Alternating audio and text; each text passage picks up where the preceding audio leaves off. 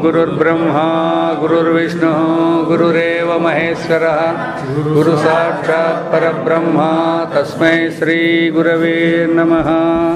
పరమాత్మ భక్తులారా, పోయినతోరి మనము దృష్టి భేదం చేత అంటే జాగ్రత్త దృష్టి చేత స్వప్న దృష్టి చేత చూసినప్పుడు ఏ అవస్థలో నుంచి ఆ అవస్థలో చూసినప్పుడు దాని యొక్క సత్యత్వం బోధపడుతుంది.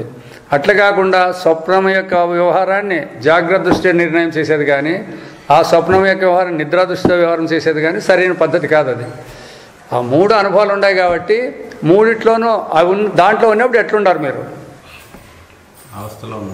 కాబట్టి ఇప్పుడు చూడు, ఉదాహరణకు జాగ్రత్త దృష్టిలో ఉన్నప్పుడు నిద్ర లేదంటారు, స్వప్నము లేదంటారు, అవునా?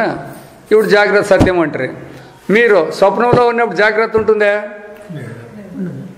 మరి ఏం గొప్పతనం ఉంది దీనికి?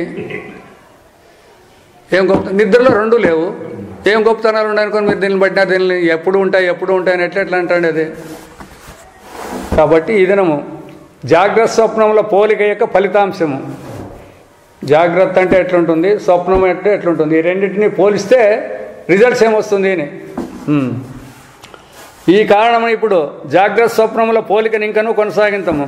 మొట్టమొదట జాగ్రత్త దృష్టియే స్వప్న జ్ఞానమును చూసి, అంటే ఇప్పుడు మెలకువతో స్వప్నాన్ని చూసి దాని విలువ కట్టను అలవాటును వదిలి ఏమంటారు? ఇప్పుడు జాగ్రత్త దృష్టితో స్వప్నాన్ని ఏమంటారు మీరు? అబద్ధం అంటారు, నికృష్టమైంది అంటారు. ఆ పాయింట్ ఇడిచిపెట్టండి అని ఇప్పుడు చెప్తుంది. అది వదిలి స్వప్న దృష్టియే స్వప్నమును చూచి, మీరు స్వప్నాన్ని అనిపించేటప్పుడు ఆ స్వప్నం ఎట్లుంటుంది జాగ్రత్తగానే ఉంటుంది.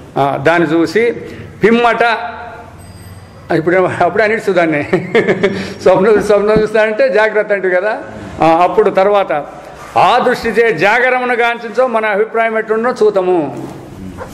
స్వప్న దృష్టిని స్వప్నంతో విచారించి తర్వాత జాగ్రత్తకి దీనికి ఏమైనా భేదం ఉందా అని చూస్తే అప్పుడు భేదం లేదనేది బోధపడుతుంది. అది ఇప్పుడు చెప్తాడు, ఒక్కొక్క పాయింట్ చెప్తాడు. మొట్టమొదట జాగ్రత్తను గల ప్రమాణ దృష్టి స్వప్నమందంతటికీ ఉన్నట్లే తోచునను పోలిక కనిపించును. ఇక్కడ ఎట్లయితే జ్ఞానేంద్రియాలు కర్మేంద్రియాలు, జ్ఞానేంద్రియాలే ప్రమాణాలు అనేది, ఆ ప్రమాణాలు కన్ను చూస్తుంది, చెవి వింటుంది, నాలుగు రుచి చూస్తుంది, ముక్కు వాసన చూస్తుంది, స్పర్శ దీనికి కలుగుతుంది.